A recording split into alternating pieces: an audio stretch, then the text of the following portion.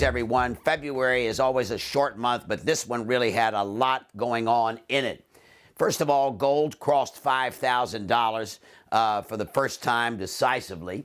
Secondly, the Federal Open Market Committee meeting will be happening in the month of March, and the chances of an interest rate cut from the current level of 350 to 375 were diminished during the month. March 18th is the 4% chance of a 25% basis point. This is based on Fed Fund futures, as you know. The April 29th, only a 22% chance. Then you get to June the 17th, 53% chance. So it's basically even there. And then July 29th, 71% chance. So that goes along with our current thinking that the first interest rate cut is likely to come in the second half of the year. Lots of talk about the impending Fed chairmanship of Kevin Warsh. We will certainly be hearing more about that. January jobs were reported during February, 130,000. Okay, many of them are social service jobs and healthcare, which are not breadwinner jobs. Also, the 2025 benchmark revisions of the Bureau of Labor Statistics showed that jobs growth was only 15,000 a month rather than 50,000 a month. So these cross currents going on. We saw in the month the disruptive potential of artificial intelligence.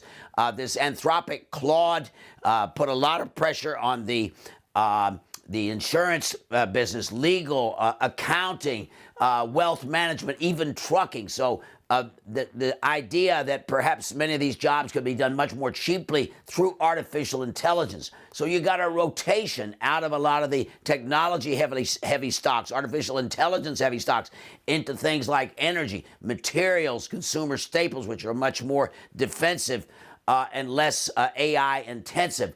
You saw a rotation into the Russell 2000 in emerging markets again, low volatility sectors. The earnings, basically earnings season concluded during the month of February. We're expecting 13.3% earnings growth for 2025 and 14.4% for 2026. Tariffs, they basically were struck down by the Supreme Court, so there's a lot of confusion, a lot of talk going on. Can the companies get refunds? Is this going to be fought in the courts? Is there going to be other forms of legal justification for tariffs? So that really, NVIDIA reported earnings at the very end of the month, as you may have seen. Revenues were up 73%. Earnings were up 94%. And guess what happened the next day? The stock fell 5.5% to $184.99. So that's basically emblematic of these cross currents and skepticism that's going on right now. During the month, the S&P 500 was down 0.4%. It's up 0.9% year to date at 6908. NASDAQ, which is technology heavy, that came under pressure, down 2.5%, and it's down 1.6% year to date. The Russell 2000, by contrast, again, was up 2.4% for the month after being up 5.3% back in January. So you're talking it's up 7.98% for the year. Gold was up another 5.3% after its 9% jump in January to 51.76 or thereabouts as the month came to a close. Oil, a lot of talk about things going on in the geopolitical sphere. Oil basically ended up unchanged for the month, if you can believe it. Supply, demand, OPEC's got a meeting on March 1st.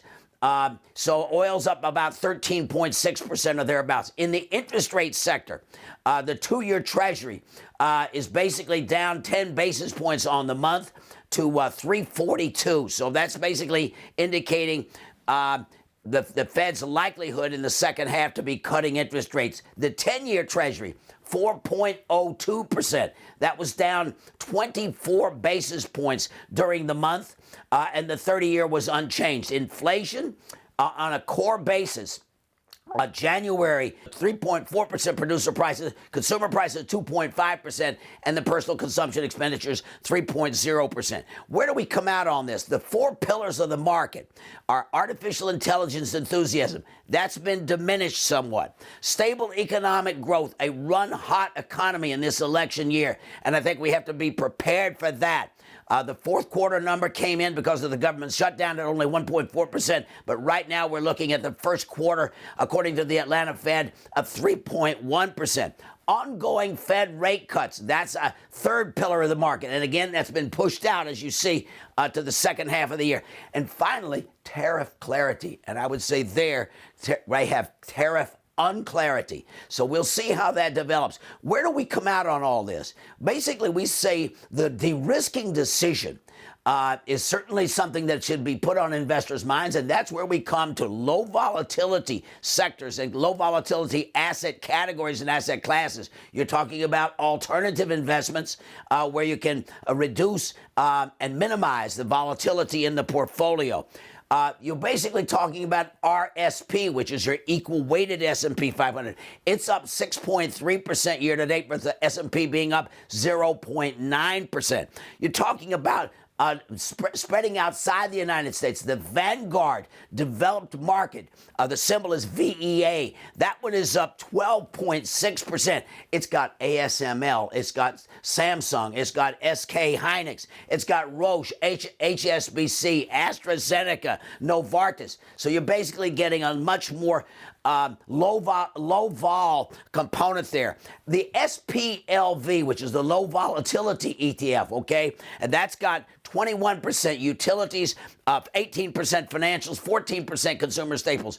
Put all of this together with alternative investments, judiciously selected private equity, private credit, private real estate. Thank you very much for being with us. We look forward to catching up with you very soon.